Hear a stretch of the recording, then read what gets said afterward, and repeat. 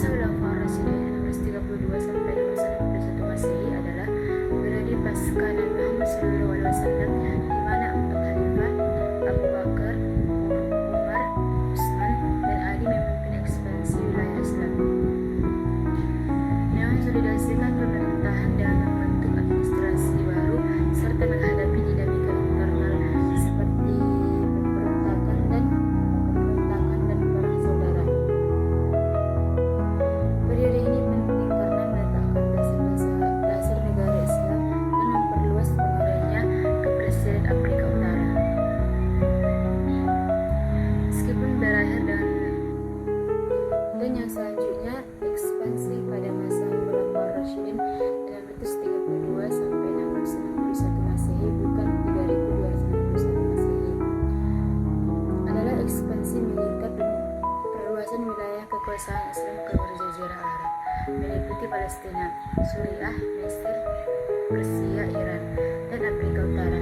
Ekspansi ini didorong oleh semangat dakwah, pembangunan struktur pemerintahan yang kokoh, dan kemampuan militer yang dipimpin jenderal-jenderal seperti Khalid bin Walid yang mengakibatkan penyebaran agama dan budaya Islam serta pembentukan dasar-dasar negara Islam yang kuat.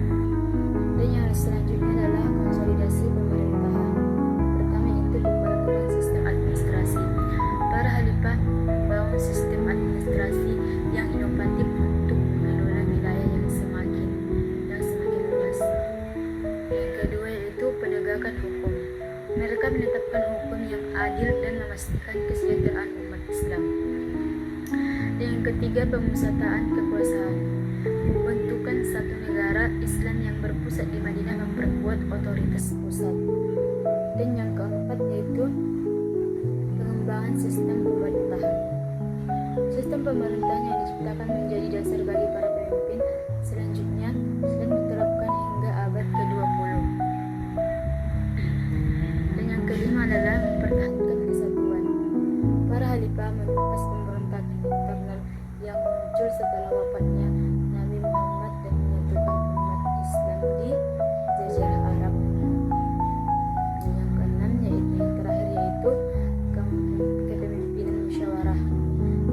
Pemilihan khalifah didasarkan pada prinsip musyawarah, di mana kandidat yang dipilih memiliki kualitas pribadi yang mumpuni dan kesetiaan yang tinggi terhadap Islam dan umatnya. Dan yang selanjutnya, dinamika internal masa Khulafaur Rasyidin ditandai oleh pilihan kepemimpinan yang demokratis berdasarkan musyawarah dan kualitas pribadi, namun juga oleh tantangan besar seperti pemberontakan internal, perpecahan politik akibat zaman dan Siffin, serta upaya menjaga stabilitas dan perluasan wilayah Islam. Para khalifah berusaha menjaga umat dan menegakkan ajaran Islam dalam merujuk Al-Quran dan Sunnah, tetapi masalah-masalah ini memuncak pada akhir periode ini. Mungkin cukup sekian